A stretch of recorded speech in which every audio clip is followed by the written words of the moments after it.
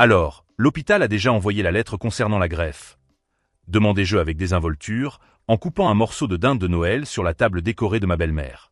La salle à manger était parfaite, comme toujours. Guirlandes lumineuses dorées, sapin de Noël imposant dans un coin, odeur de cannelle et de gingembre flottant dans l'air.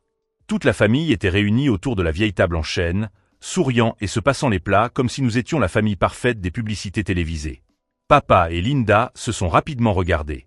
Cela n'a duré qu'une seconde, mais je l'ai remarqué. « Ah, cette lettre !» a dit Linda en riant, tout en servant davantage de sauce au canneberge dans son assiette.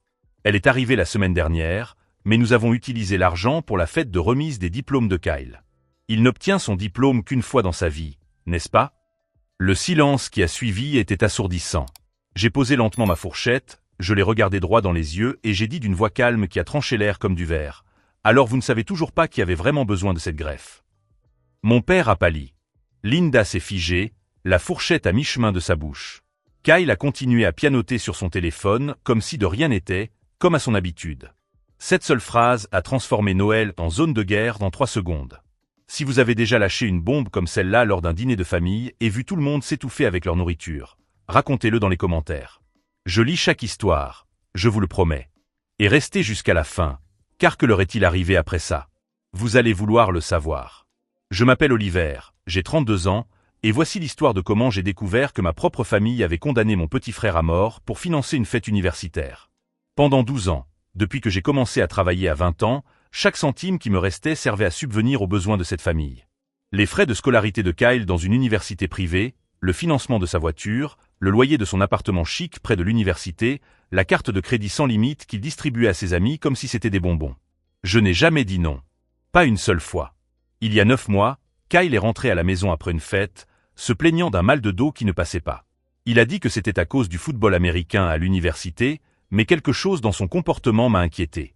Sa peau était un peu jaunâtre, il était constamment fatigué, il évitait de boire de l'eau. Pendant qu'il dormait sur le canapé du salon, ronflant comme un tracteur, j'ai prélevé quelques gouttes de son sang à l'aide d'un kit que j'avais acheté sur Internet. Je l'ai apporté moi-même à un laboratoire le lendemain. 2 jours plus tard, le docteur Martinez m'a appelé. C'était mon ancien camarade de fac, devenu néphrologue, et sa voix était trop grave pour être une bonne nouvelle. Oliver, c'est une insuffisance rénale chronique. À un stade avancé. Sans transplantation dans les 6 prochains mois, il aura besoin d'hémodialyse pour le reste de sa vie. Et même ainsi, il n'a pas eu besoin de terminer sa phrase. Je n'en ai parlé à personne. Kyle aurait paniqué. Mon père aurait minimisé la situation, comme il le fait toujours. Linda en ferait un drame télévisé. J'ai donc fait ce que je fais toujours. J'ai pris une décision seule et en silence. J'ai créé un fonds médical révocable à mon nom, avec Kyle comme bénéficiaire exclusif. J'ai versé chaque prime, chaque 13e mois, chaque centime d'heure supplémentaire sur ce compte. 143 000 reais, soit le montant exact demandé par l'hôpital privé pour l'ensemble de la procédure. Comme je voyage beaucoup pour le travail, j'ai inclus une clause d'urgence. En cas de besoin médical urgent pour Kyle, l'un ou l'autre des parents pouvait demander le retrait avec ma confirmation verbale et mon email. Je n'ai jamais pensé qu'ils l'utiliseraient. Mais ils l'ont fait. La semaine dernière, alors que j'étais coincé dans une réunion à Sao Paulo, Linda a appelé le directeur de la banque en pleurant. Elle a utilisé les mots exacts suivants. « Oliver est à l'étranger. Kyle est tombé malade. Il a autorisé le déblocage des fonds. » Elle a ensuite envoyé un email depuis une adresse presque identique à la mienne. oliver.santos.corporativo.wato.7.gmail.com. La différence était si subtile que le directeur ne l'a même pas remarqué. L'argent a été débloqué le jour même. La totalité. Où est-il passé? À la fête de remise des diplômes de Kyle. Location d'un manoir à Campos do Jordão pour tout le week-end. DJ international, buffet d'hôtel 5 étoiles, feu d'artifice sur la montagne. 300 invités, dont la moitié étaient des influenceurs qui avaient besoin de contenu. J'ai consulté le compte Instagram de Kyle au petit matin. Les stories étaient toujours là. Lui surfant sur la foule. Il faisait sauter le bouchon d'une bouteille de champagne sur la terrasse. Il souriait devant un panneau néon qui disait « 22 ans et imparable ». Il n'avait aucune idée que l'argent qui avait illuminé sa fête était la seule chose qui le séparait d'une vie entière passée connectée à une machine d'hémodialyse.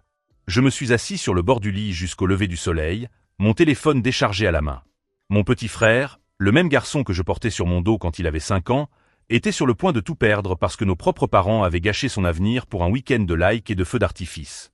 Pour la première fois en 12 ans, je n'ai pas pleuré. Je n'ai pas crié. J'ai juste senti quelque chose en moi se déconnecter comme un interrupteur. Et c'est là que j'ai décidé, ils étaient livrés à eux-mêmes. Si vous aimez cette histoire de justice et de famille, n'oubliez pas de vous abonner à la chaîne, car ce qui va suivre va vous montrer jusqu'où des personnes désespérées sont capables d'aller pour protéger leur source de revenus. La sonnette a retenti à 2 heures du matin, rompant le silence comme une sirène. Je savais déjà qui c'était avant même d'arriver à la porte. J'ai ouvert et ils étaient tous les trois là. Le père, Linda et Kyle, empestant tous le dernier verre de whisky et la rage.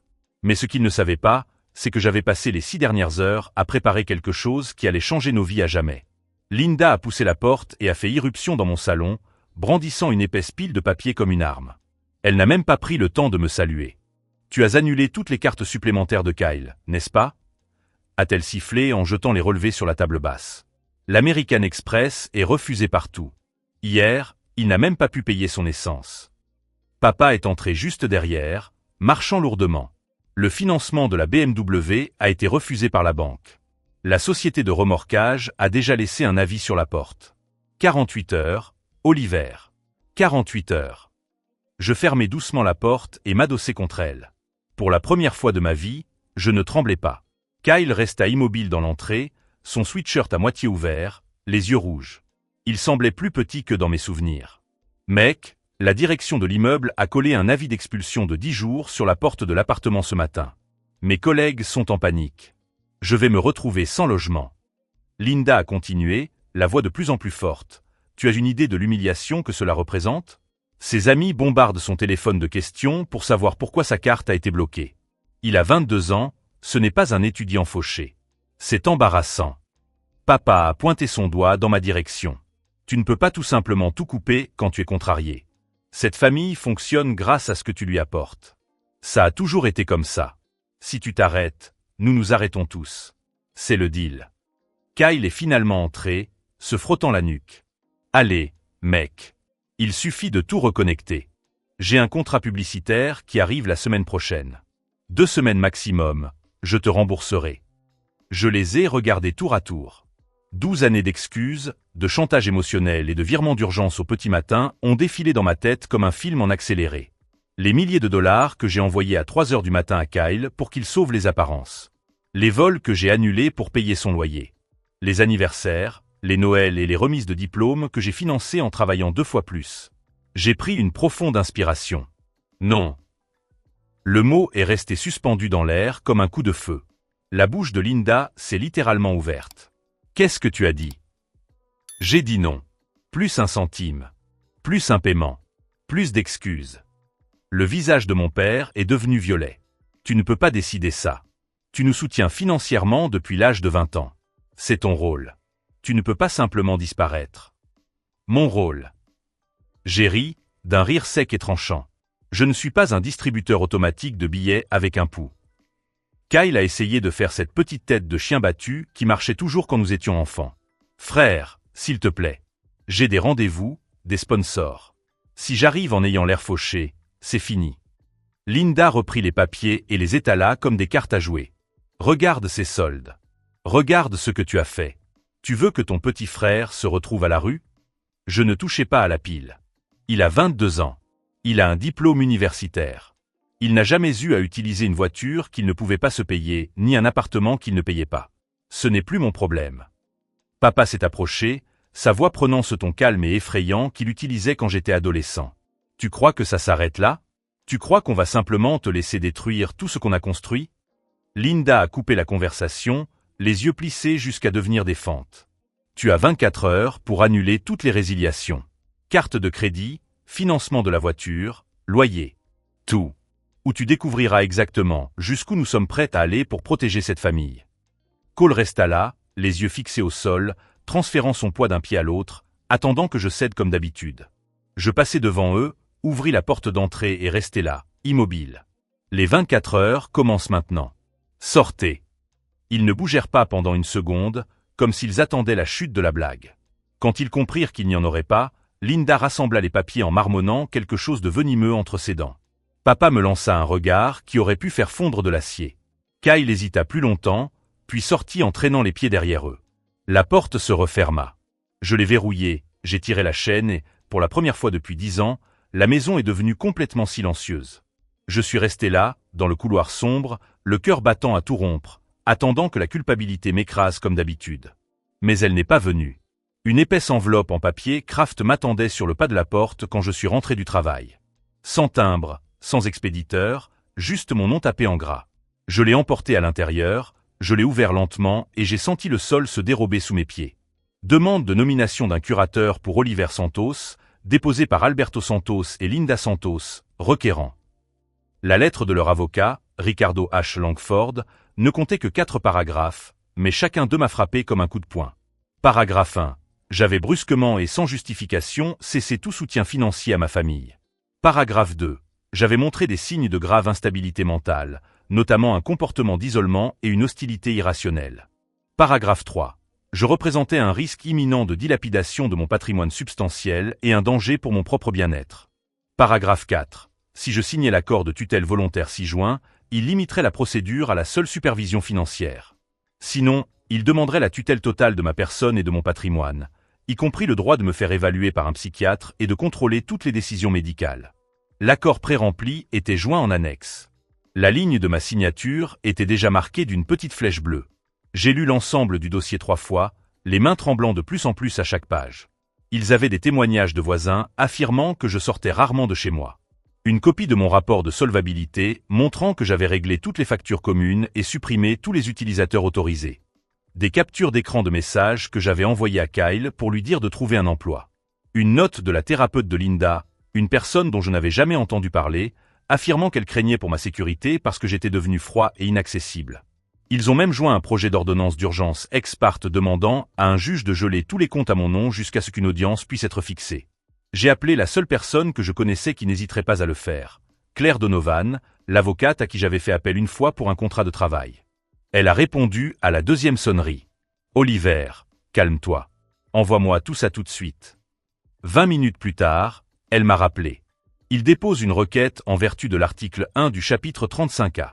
La loi de Sao Paulo autorise la famille à demander la mise sous tutelle si elle parvient à prouver l'incompétence ou un préjudice imminent. L'accord volontaire est un piège. Si vous le signez, vous leur donnez le contrôle total de votre argent et de votre liberté. Si vous vous défendez, ils vont demander une audience d'urgence et demander au greffier de nommer immédiatement un tuteur provisoire. Parfois le jour même. Je l'ai déjà vu se produire. Quelle est la solidité de leur dossier actuellement? Faible. Mais les greffiers accordent tout le temps des ordonnances provisoires avec peu de preuves, surtout si le demandeur pleure au tribunal. Nous devons agir rapidement. Elle m'a dit de rassembler tous les relevés bancaires, toutes les conversations par messagerie, toutes les preuves que j'étais parfaitement compétent et que c'était eux qui avaient vidé un fonds médical. Elle m'a également dit de m'attendre à ce que les choses tournent mal. Ce soir-là, je me suis assis à la table de la cuisine, entouré de dossiers, à numériser des documents jusqu'au lever du soleil. Chaque fois que j'ai pensé à signer juste pour que ça s'arrête, j'ai imaginé Kyle ouvrant une autre bouteille de champagne qu'il n'avait pas payée. Et la nausée est passée. Le matin, j'avais un plan. Je n'allais rien signer. Je n'allais pas supplier. Et je n'allais certainement pas les laisser m'enfermer pour continuer à faire rouler la machine à sous. J'ai scellé ma propre enveloppe, plus épaisse que la leur, adressée à Ricardo H. Langford, et je l'ai mise à la poste. À l'intérieur, il n'y avait qu'une seule feuille. On se voit au tribunal. La neige était tombée si drue cette nuit-là qu'elle avait recouvert tous les lampadaires de la ville. Je venais de rentrer chez moi en traînant mes bras chargés de sacs de course quand j'ai remarqué la lettre recommandée collée à la porte d'entrée. L'enveloppe provenait du service des ressources humaines de mon entreprise. Mon estomac s'est noué avant même que je ne l'ouvre. À l'intérieur, il n'y avait qu'une seule feuille. Résiliation immédiate de la couverture santé en raison de la détection de multiples demandes frauduleuses dépassant 47 000 reais. Cette facture détaillée était agrafée au dos. Hospitalisation psychiatrique d'urgence à l'hôpital des cliniques, désintoxication dans une clinique de réadaptation à Campos do Jordão, hospitalisation pour observation de suicide à l'Institut de psychiatrie, toutes datées des 45 derniers jours. Toutes mentionnaient mon nom en tant que patient. Toutes comportaient des signatures électroniques falsifiées qui ressemblaient exactement aux miennes. Je n'avais jamais mis les pieds dans aucun de ces endroits. Mais ce qu'ils ne savaient pas, c'est que j'avais passé les 6 dernières heures à préparer quelque chose qui allait changer nos vies à jamais. Car pendant qu'ils jouaient à la guerre psychologique, je construisais un dossier qui ne laisserait aucun d'entre eux debout. Et demain matin, la vérité sur Kyle allait enfin éclater au grand jour. J'ai appelé l'opérateur de l'assurance maladie depuis le pas de ma porte, la neige fondant encore sur mon manteau. Après 43 minutes d'attente, une superviseuse m'a finalement lu les allégations d'une voix qui se brisait à chaque mot. Monsieur, celles-ci ont été soumises via le portail du prestataire avec votre numéro d'identification fiscale, votre date de naissance et une confirmation numérique. La loi fédérale nous oblige à suspendre la couverture pendant l'enquête. J'ai demandé les adresses IP des soumissions. Elle les a lues une par une. Toutes remontaient à une adresse que je connaissais par cœur, la maison où j'avais grandi. Cette même nuit, peu après 1h30 du matin, quelqu'un a commencé à frapper à ma porte si fort que tout le mur en tremblait. J'ai regardé par le Judas. 2 voitures de police militaire se trouvaient dans l'allée, leurs gyrophares illuminant la tempête de neige de rouge et de bleu. La neige s'est engouffrée dans la maison lorsque j'ai ouvert la porte. Le policier le plus proche était en train d'enlever des flocons de neige de ses épaules. Son badge indiquait « Lieutenant Silva ». « Monsieur, nous avons reçu un appel d'urgence d'un proche qui nous a dit que vous étiez ici et que vous aviez tenté de vous suicider. La personne a signalé des cris et du verre brisé. Nous devons entrer pour vérifier que vous allez bien. » Mes dents se mirent à claquer, et ce n'était pas à cause du froid. « Je suis seul », parvins-je à dire. Je dormais. Il acquiesça comme s'il avait déjà entendu cela auparavant. C'est le protocole lorsque le signalement est aussi détaillé. Cela ne prendra qu'1 minute. Je me suis écarté. 2 policiers ont rapidement parcouru la maison, leurs bottes laissant des traces humides sur le sol. Ils ont ouvert tous les placards, vérifié sous le lit, éclairé la cabine de douche avec des lampes torchées, et ont même ouvert les tiroirs de la salle de bain à la recherche de flacons de médicaments. L'un d'eux a parlé dans sa radio. Sujet localisé, conscient, sans blessure visible, sans arme, sans signe d'automutilation. Le lieutenant Silva m'a remis un formulaire de refus de transport médical à signer. Ma signature était tremblante. Quand ils se sont retournés pour partir, il s'est arrêté sur le seuil, la neige tourbillonnant autour de sa casquette. « Tu veux me dire qui t'en veut à ce point ? À ce point-là » J'ai ri une fois, un son qui m'a fait mal. Mes parents. Il n'a même pas cligné des yeux. On reçoit beaucoup d'appels comme ça. La plupart ne sont pas réels. Il m'a tendu sa carte. La prochaine fois qu'ils font ça, appelle-moi directement. Je m'assurerai que les policiers qui interviennent connaissent l'historique.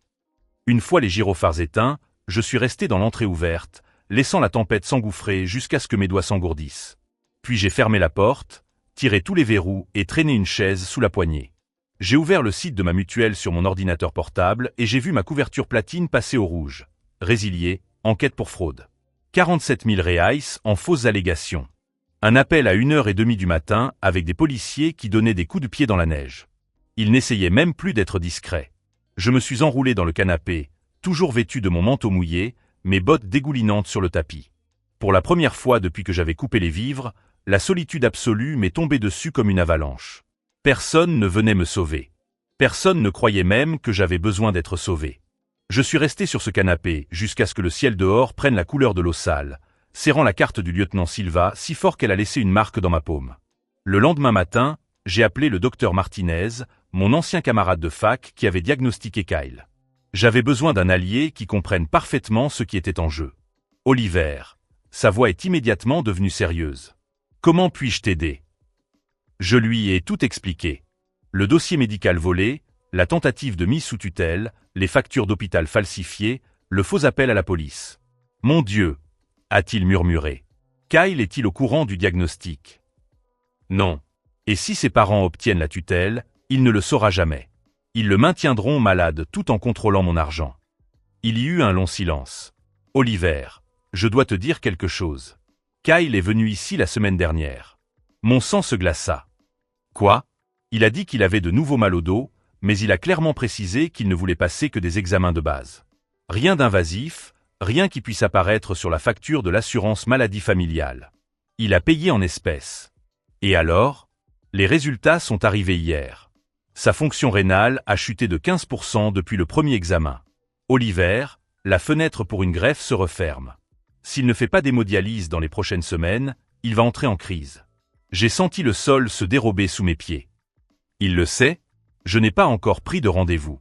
Mais Oliver, il va devoir prendre une décision très rapidement, avec ou sans ses parents. J'ai raccroché et j'ai regardé le téléphone pendant 20 minutes. Kyle était littéralement en train de mourir tandis que ses parents utilisaient l'argent qui pourrait lui sauver la vie comme moyen de chantage pour me contrôler. Et le pire, c'est qu'ils ne le savaient même pas. Cet après-midi-là, Claire m'a appelé avec des nouvelles qui m'ont retourné l'estomac. Ils ont avancé l'audience à la semaine prochaine. Ricardo Langford a demandé une procédure d'urgence, affirmant que tu représentes un danger imminent pour toi-même et pour ta famille. Sur quelle base? Des rapports de police faisant état de tentatives de suicide, des factures médicales indiquant de multiples hospitalisations psychiatriques, et maintenant. Oliver, assieds-toi. Ils ont joint un rapport psychiatrique indiquant que tu es en pleine crise psychotique avec des idées suicidaires et des tendances violentes. De quel psychiatre? Le docteur Roberto Mendes. Il dit avoir examiné la semaine dernière. Je n'ai jamais vu cet homme de ma vie.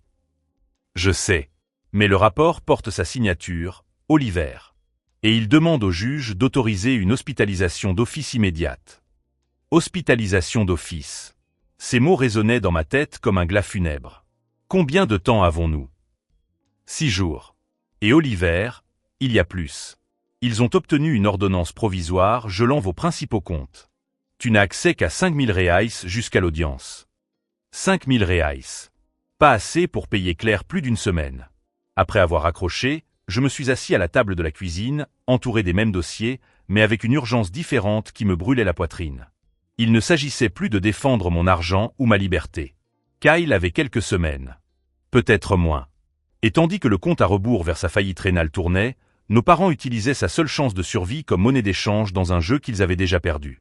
C'est là, à cette table, à 3 heures de l'après-midi d'un mardi glacial, que j'ai cessé de me défendre et que j'ai commencé à attaquer. J'ai pris le téléphone et composé un numéro que j'avais enregistré 9 mois auparavant, mais que je n'avais jamais eu le courage d'utiliser. Ministère public fédéral, Dr Lucas Ferreira. Dr Ferreira, je m'appelle Oliver Santos. J'ai des preuves d'un réseau de fraude médicale, de falsification de documents fédéraux et de tentatives d'enlèvement par le biais du système judiciaire. Et j'ai besoin de votre aide avant que mon frère ne meure. La ligne est restée silencieuse pendant un moment. Monsieur Santos, pouvez-vous venir à mon bureau maintenant? Apportez tout ce que vous avez. En rassemblant chaque document, chaque impression, chaque enregistrement que j'avais collecté, j'ai senti quelque chose changer en moi. Ce n'était plus de la colère ou de la peur. C'était une détermination absolue. Ils voulaient la guerre, ils allaient la voir. Mais cette fois, je ne me battais pas seul. Et quand Kyle découvrirait la vérité sur sa maladie et sur l'argent qui aurait pu le sauver, il comprendrait exactement pourquoi notre famille ne serait plus jamais la même. Il était 17h47 lorsque je suis sorti de chez moi avec 3 dossiers sous le bras et une certitude cristalline dans l'esprit. Dans une semaine, soit je serais interné de force dans une clinique psychiatrique, soit il serait traduit devant la justice fédérale. Il n'y avait pas de demi-mesure. Il n'y avait plus de retour en arrière possible. La guerre avait officiellement commencé, et j'avais exactement 144 heures pour gagner ou tout perdre à jamais. Le bureau du docteur Lucas Ferreira au ministère public fédéral occupait le 12e étage d'un immeuble de verre dans le centre-ville. Des murs recouverts de codes juridiques, un bureau en acajou couvert de dossiers ouverts et l'odeur caractéristique d'un café fort refroidi depuis des heures. J'ai posé les 3 dossiers sur son bureau comme si je livrais les preuves d'un crime. Car c'était exactement ce que je faisais. Monsieur Santos, le docteur Ferreira ajusta ses lunettes et feuilleta rapidement les documents. C'est l'une des fraudes les plus élaborées que j'ai jamais vues. Falsification d'identité médicale, manipulation du système judiciaire, blanchiment d'argent déguisé en fête de famille. Il s'est arrêté sur une page en particulier. Ce rapport psychiatrique du docteur Roberto Mendes. Avez-vous réussi à retracer quand il a été rédigé? Hier après-midi, j'ai appelé son cabinet. La secrétaire a confirmé qu'il ne m'avait jamais reçu. Plus intéressant encore, j'ai découvert que Linda avait travaillé comme réceptionniste dans sa clinique il y a 2 ans. Le docteur Ferreira prit une note. Connexion directe. Et les faux rapports hospitaliers? J'ouvris mon 2e dossier. J'ai appelé chaque hôpital. Tous ont confirmé que je n'avais jamais été hospitalisé en psychiatrie. Mais voici la partie intéressante. Je fis glisser une impression sur la table. Les adresses IP des soumissions frauduleuses? Elles remontent toutes à la maison de mes parents. Même connexion Internet, même ordinateur. Une bêtise numérique, murmura-t-il en souriant pour la première fois. Et l'argent du fonds médical? Voici le virement. Je lui montrai les relevés bancaires. 143 000 reais retirés en une seule opération. Et ici, je tournai la page, voici où chaque centime a été dépensé. Location de la villa à Campos do Jordão, 80 000. Digi International, 22 000. Traiteur, 16 000. Feu d'artifice, 12 000. Le docteur Ferreira s'est arrêté d'écrire. Les feux d'artifice ont coûté 12 000 reais, des feux d'artifice personnalisés au-dessus de la montagne. Alors que mon frère n'a plus que quelques semaines avant de sombrer dans l'insuffisance rénale. Le silence dans la pièce devint pesant. Monsieur Santos, je vais être direct. Nous avons des éléments pour ouvrir immédiatement une enquête pour faux idéologiques, escroquerie, fraude procédurale et formation de bande. Mais vous devez comprendre, à partir du moment où nous déposerons plainte, il n'y aura plus de retour en arrière. Ils m'ont déjà fait interner une fois à tort grâce à un faux appel à la police. Ils essaient de me faire interner dans une clinique psychiatrique pour contrôler mon argent pendant que mon frère meurt. Docteur Ferreira, il n'y a pas de retour en arrière possible depuis Noël. Il acquiesça lentement. Je vais avoir besoin de témoignages complémentaires. Ce docteur Martinez qui a diagnostiqué votre frère serait-il disposé à témoigner? Oui. Et j'ai autre chose. J'ouvris le 3e dossier. Kyle a consulté le docteur Martinez la semaine dernière. De son propre chef, sans en parler à ses parents. Il a payé la consultation en espèces et a demandé la confidentialité totale. Pourquoi? Parce qu'il ressent des douleurs qu'il ne peut plus ignorer. Docteur Ferreira, Kyle ne sait pas qu'il est en train de mourir. Il ne sait pas que l'argent de sa fête était destiné à lui sauver la vie. Et nos parents feront tout pour qu'il ne le découvre jamais. Le docteur Ferreira s'est calé dans son fauteuil. Quel âge a votre frère? 22 ans. Il est majeur. Il a le droit légal de connaître son propre diagnostic médical. Il a pris le téléphone. Je vais demander une ordonnance judiciaire pour que le docteur Martinez informe Kyle directement de son état. Sans ingérence familiale. Mon cœur s'est emballé. Ils vont piquer une crise. C'est exactement ce que nous voulons. Les gens désespérés commettent des erreurs plus graves. Pendant que le docteur Ferreira rédigeait l'ordonnance, mon téléphone a vibré, signalant un message de Claire. Oliver, ils ont fait appel. Nous devons parler de toute urgence. Je suis arrivé à son bureau 40 minutes plus tard. Claire faisait les 100 pas, les cheveux en bataille, le visage tendu. Ils ont demandé un mandat de perquisition pour votre domicile, m'a-t-elle dit avant même que je m'assoie. Ils prétendent que vous cachez des preuves de projets d'automutilation et de violence familiale. Sur quelle base? Le témoignage d'une voisine qui dit vous avoir vu brûler des papiers dans votre jardin au petit matin. Un autre témoignage d'un employé de la Poste affirmant que vous avez reçu des colis suspects provenant de médecins. J'ai ri, un rire amer. La voisine doit être Madame Patterson. Elle rend visite à Linda religieusement depuis 2 semaines. Et les colis médicaux? Ce sont les résultats des examens de Kyle que le docteur Martinez m'a envoyés. Oliver, il y a plus. Ils ont obtenu une déclaration de Linda affirmant que vous avez appelé à 3 heures du matin en menaçant de faire payer tout le monde pour ce qu'ils ont fait. Et que Kyle vous a entendu dire que certains problèmes ne peuvent être résolus que par des solutions définitives. J'ai senti mon sang se glacer. Je ne les ai jamais appelés. Et Kyle ne vit plus avec moi depuis 2 ans. Je sais. Mais ils ont joint les relevés téléphoniques de l'opérateur. Des appels provenant de votre numéro vers leur domicile aux dates mentionnées. Impossible. J'ai pris mon téléphone portable et j'ai ouvert l'historique. Claire, regarde ça. Le jour où ils prétendent que j'ai appelé à 3 heures du matin, mon téléphone était connecté au réseau Wi-Fi de l'hôtel à Sao Paulo. J'ai les journaux de l'entreprise. Elle s'est arrêtée de marcher. Clonage de ligne. Ou spoofing. Il n'est pas difficile de falsifier le numéro d'origine d'un appel. Claire a pris son ordinateur portable. Je vais demander les données techniques complètes à l'opérateur. Mais Oliver, tant que nous n'aurons pas prouvé cela, le mandat de perquisition pourrait être autorisé. Quand? Peut-être demain. Je suis sorti du bureau de Claire avec une certitude absolue. Il ne cherchait plus seulement à me voler mon argent. Il cherchait à me détruire complètement. Ce soir-là, j'ai organisé tous les documents importants dans un dossier numérique crypté et j'en ai sauvegardé des copies sur 3 clouds différents. J'ai nettoyé la maison de tout ce qui pouvait être mal interprété. J'ai même jeté les médicaments périmés qui se trouvaient dans l'armoire de la salle de bain. À 23 heures, Kyle m'a appelé. Mec, sa voix était différente. Fatigué.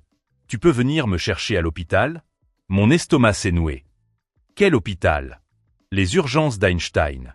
Je suis venu parce que mon mal de dos ne s'améliorait pas et... Mec, les médecins disent des choses bizarres à propos des analyses de sang. Le docteur Martinez avait exécuté l'ordonnance du tribunal. Kyle, reste là. J'arrive. Quand j'ai raccroché, j'ai compris que la guerre était entrée dans une nouvelle phase. Kyle allait enfin découvrir la vérité sur sa maladie. Et quand il découvrirait que l'argent destiné à la soigner avait été gaspillé dans une fête. Si vous suivez cette lutte pour la vie entre frères et parents manipulateurs, abonnez-vous à la chaîne, car ce qui s'est passé à l'hôpital cette nuit-là a tout changé pour toujours. J'ai pris les clés de la voiture en sachant que, dans quelques heures, Kyle saurait qu'il était en train de mourir. Et que notre propre famille avait préféré les feux d'artifice à sa vie. Le téléphone a sonné en chemin. C'était le docteur Ferreira. Oliver, l'ordonnance du tribunal a été exécutée. Votre frère vient d'être informé du diagnostic complet. De plus, nous l'avons informé du détournement des fonds médicaux. Comment a-t-il réagi? Une longue pause. Il a demandé à vous parler en personne. Il a dit qu'il avait des questions auxquelles vous seul pouviez répondre. J'ai accéléré dans les rues désertes de l'Aube. Kyle allait enfin tout savoir. Et quand il confronterait nos parents au sujet de l'argent volé à sa propre survie, la véritable guerre ne faisait que commencer. J'ai trouvé Kyle dans le couloir des urgences, assis sur une chaise en plastique bleu, les yeux fixés sur un papier froissé qu'il tenait dans ses mains. Quand il m'a vu arriver, il s'est levé lentement. Son visage avait changé. Il avait vieilli. Comme s'il avait pris 10 ans en quelques heures. « Frère » a-t-il dit d'une voix rauque. « Pourquoi tu ne m'as rien dit ?» Je me suis assis sur la chaise à côté de lui. « Te dire quoi ? Que je suis en train de mourir. » Il a déplié le papier. C'était le rapport médical complet. Insuffisance rénale chronique de stade 4. 6 mois avant une greffe ou une hémodialyse à vie. Le médecin a dit que tu le savais depuis 9 mois. J'ai pris une profonde inspiration. Kyle. Et ce n'est pas tout. Ses yeux étaient rouges. Il m'a montré les documents du fonds médical. 143 000 reais. L'argent que tu avais mis de côté pour me sauver. L'argent que papa et Linda. Il s'interrompit, la voix brisée. Ont utilisé pour ma fête. Le silence pesait entre nous comme du plomb. Kyle, je ne voulais pas que tu la prennes comme ça. Il a ri, un son amer qui a coupé l'air. La prendre comment? Que notre famille a préféré les feux d'artifice à ma vie. Que pendant que je publiais sur Instagram en profitant de la fête la plus chère de ma vie, je gâchais ma seule chance de ne pas devenir invalide. Je lui ai pris l'épaule. On peut encore. Non, mon frère. La fenêtre est fermée. Il a agité le papier devant mon visage. 3 semaines. Peut-être un mois avant que je doive commencer l'hémodialyse 3 fois par semaine pour le reste de ma vie. À 22 ans. Nous sommes restés là en silence pendant 10 minutes, les infirmiers passant, le bip constant des appareils en arrière-plan. Jusqu'à ce que Kyle reprenne la parole. Où sont-ils? À la maison, j'imagine. Pourquoi? Kyle s'est levé, a plié le papier et l'a mis dans sa poche. Parce que j'ai besoin de leur demander quelque chose. Et tu viens avec moi. La maison était tout éclairée quand nous sommes arrivés. Papa et Linda étaient dans le salon en train de regarder Netflix comme si c'était un mardi comme les autres. Quand ils nous ont vus entrer, Linda a mis le film en pause. « Salut, les garçons. Comment ça s'est passé à l'hôpital?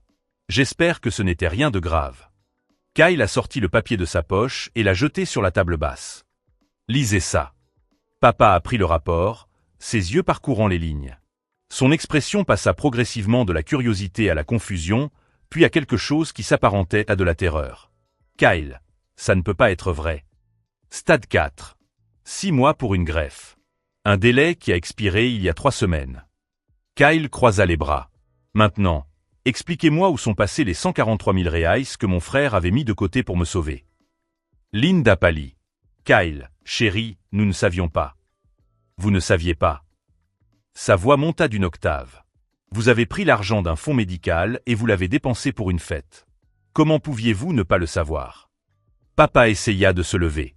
Mon fils, calme-toi. Nous pouvons régler ça. Comment? A crié Kyle.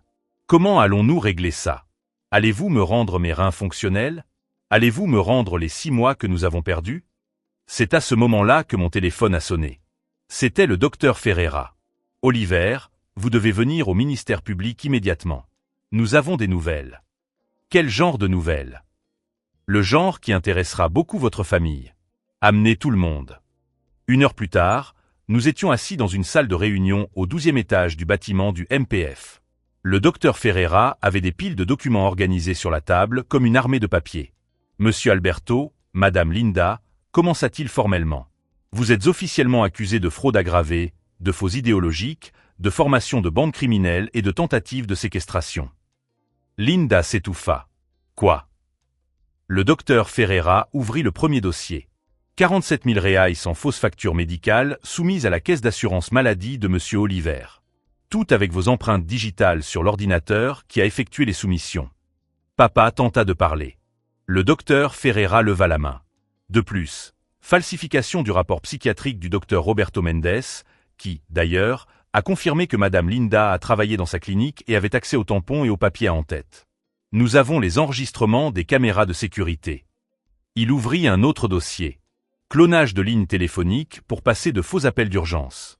L'opérateur a fourni les journaux techniques complets. Et tentative d'obtention frauduleuse d'une tutelle au moyen de documents falsifiés et de témoins soudoyés, dont 3 ont déjà avoué. Le silence dans la salle était pesant. Mais voici la partie intéressante, sourit froidement le docteur Ferreira. Le virement bancaire que vous avez effectué à partir du fonds médical, il était techniquement légal. Oliver avait inclus la clause d'urgence. Linda poussa un soupir de soulagement. Cependant, poursuivit-il, utiliser de l'argent destiné à des soins médicaux pour une fête privée constitue un détournement de fonds qualifiés. Et étant donné que le bénéficiaire était mineur lorsque le fonds a été créé, nous avons également affaire à un détournement de patrimoine d'une personne incapable. Le père finit par exploser. C'est de la persécution. Oliver a monté tout ça parce que nous avons coupé son argent. Le docteur Ferreira rit. Monsieur Alberto, c'est vous qui avez monté un stratagème pour faire interner de force votre propre fils dans une clinique psychiatrique. Oliver n'a fait que défendre sa santé mentale. Il ouvrit le dernier dossier. Et il y a autre chose que nous avons découvert en enquêtant sur vos comptes. Il fit glisser une impression sur la table. Au cours des 5 dernières années, vous avez détourné environ 400 000 reais qu'Oliver envoyait pour les dépenses familiales. Kyle se pencha en avant. Comment ça? Votre frère envoyait de l'argent pour le compte courant, les frais de scolarité, l'assurance automobile. Vos parents en prenaient une partie et l'investissaient dans un compte offshore aux îles Caïmans. Linda a essayé de se lever. Ce n'est pas un crime. Techniquement, non. Mais l'évasion fiscale, oui. Et le fisc a déjà été informé.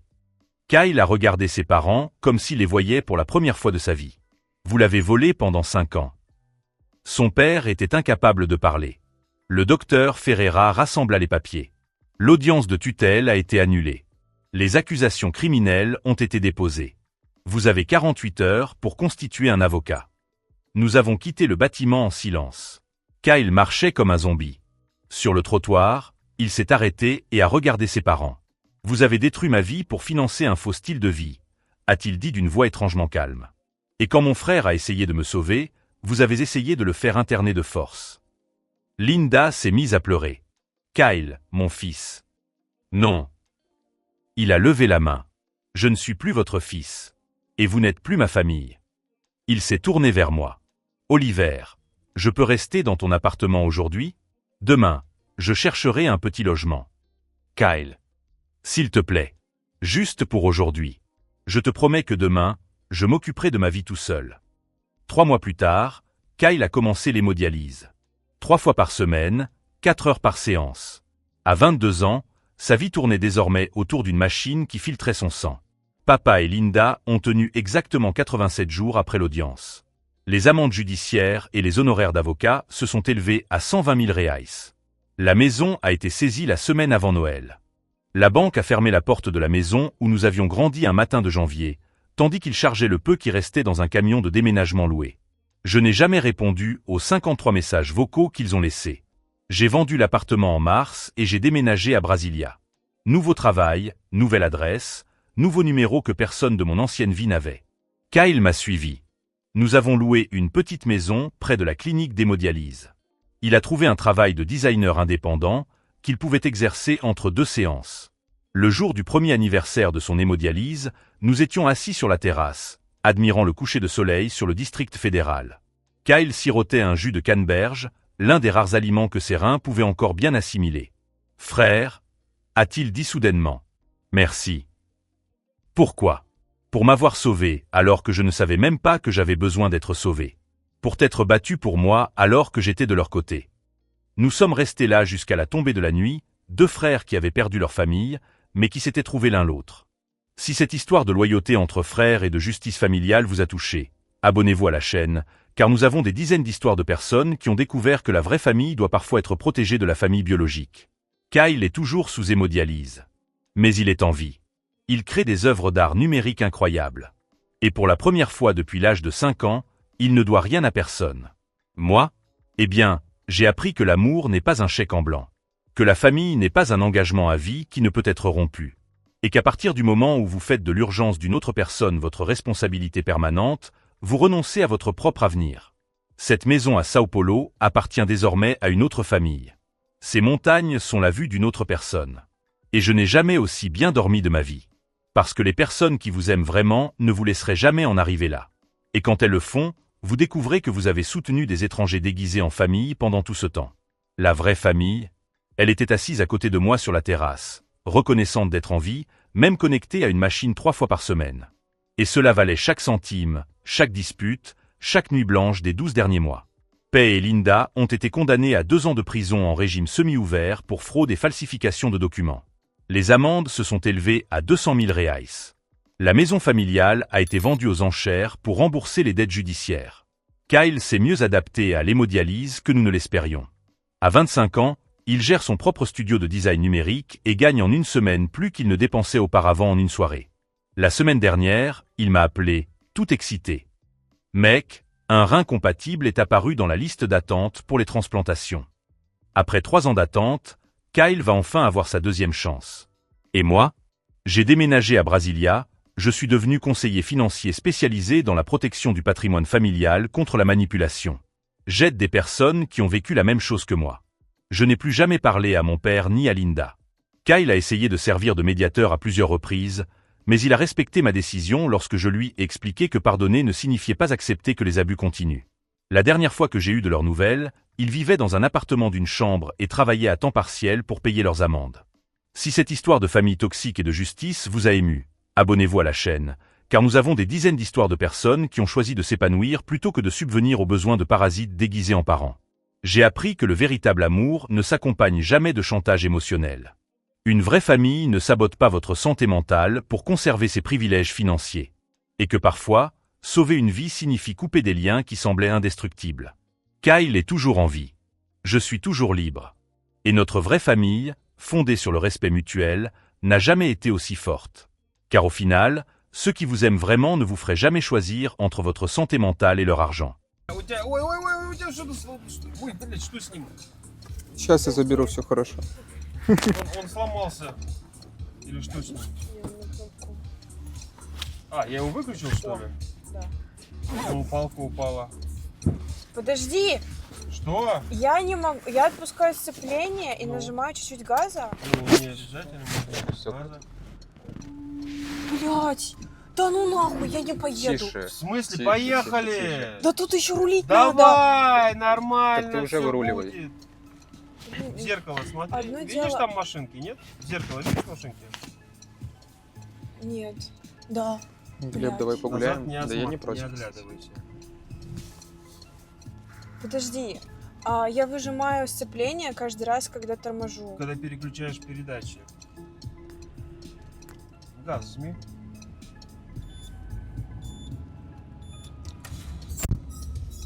Блять. Я очень боюсь. Да нормально, нормально, я тоже. А я-то как боюсь. А на Ты тормоз? подальше от бордюра держи. Так я сейчас поворачиваю? Да, давай, езжай, езжай. Тут надо остановиться? Нет, Я зачем? бы попробовал. Это уступи дорогу, а не подальше от бордюра. Все, разгоняйся. Теперь выжми сцепление. Мгм. Вторую передачу. Точно? Блять. Давай. Она на второй сейчас? Да. Ну мне надо было Поехали. вспомнить сначала. Я не помню. Поворотник левый вниз? Да, да. Вот куда руль, туда и поворотник. Вниз и вверх. Да? Да ну его нахуй. Стрёмно Надо тебе? третью. Да, сцепление. Не, ребят, дело в том просто, что Так. у нее права-то 5 лет, но она не ездила. Давай, поехали. И, конечно, с тем, что она не ездила 5 лет, то, ну, блин. Ну у тебя педаль Доночек, конечно. Про Не, тебя я пишут. очень сильно боюсь. Четвертую. Назад, да. Молодец. Вот и все.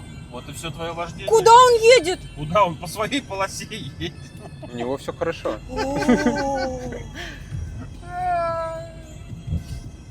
Да можно мне просто выделить. Позвоните куда-нибудь в ДПС, чтобы дали мне зеленый коридор. Вот у тебя зеленый коридор. Да такой он Да тут черный, его никого не нету. видно. Кого не видно? Здорово, Ленла, здорово. Да вообще как-то у вас очень странный свет светит. А фары работают? Азамат нажимает на педали, а я не знаю. Нет, не нажимаю Нет, пока. нет, не нажимает пока что. Давай на четвертую. Она Я сама. на пятую даже не полезу. Хорошо, их здесь вообще всего 6. Я вот еду как раз почти 60. Это же... А, тут 80 ограничения. Так, опять здесь синдром принцессы. В центре полосы держи машину, а не себя. Ага. Туда чуть-чуть. Если по центре полосы ты, это очень плохо. Не, У ну тебя вот я часть хоть и машины учусь, вправо ребята, но как я это. себя чувствую намного спокойнее на дороге. Перестройся в левый ряд. Не знаю. Не-не-не-не. Надо. Тормози ты, поворотник. Давай, Я перестраивайся. не Давай. вижу. И газуй. Перестраивайся и газуй. Молодец. У Молодец. Азамата Так. учебная машина, да, учебная. Ты держись центра полосы, пожалуйста. У него педальки тоже Что есть. сказать? Газ. Буква У. Все как надо, все по лицензии. Газ. Молодец. Молодец. Я, знаешь, я больше даже боюсь, я себя боюсь и машин других боюсь очень сильно. Да их не надо бояться. Это Ну, они тебя боятся. Это хрен знает, куда они собираются ехать. Я же их мысли не читаю. Так они твои тоже. Они обычно поворотниками пользуются. Я пока ездил с 2 поворотниками, чтобы они меня боялись. Черепашонок. У меня поворотники. Да, сразу, чтобы они думали, куда я еду. Это когда и одновременно и лево, и право? Да. Дайте мне Два привыкнуть. поворотника? Да, аварийка.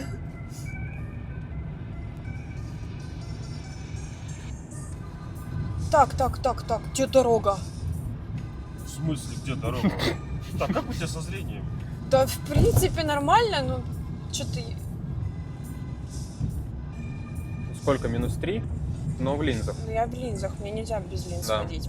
Только очки и линзы. А, у тебя минус 3? Угу. Ну, Минус это как будто бы 3,5. прямо ощутимо. Ну да. Всем привет. О, там тебя фотографируют. Чатерса. А, боже, я думала, да уже Блин, камера. надо зайти зазумить Оксану сейчас. Я через баллы сделаю, если есть. Блин, ты Награду, очень ладно. спокойно относишься к... Я? Да. А что нервничать? Ты же вон едешь. Да ты расслабься. Ну, знаешь, с площадки бы было проще начать.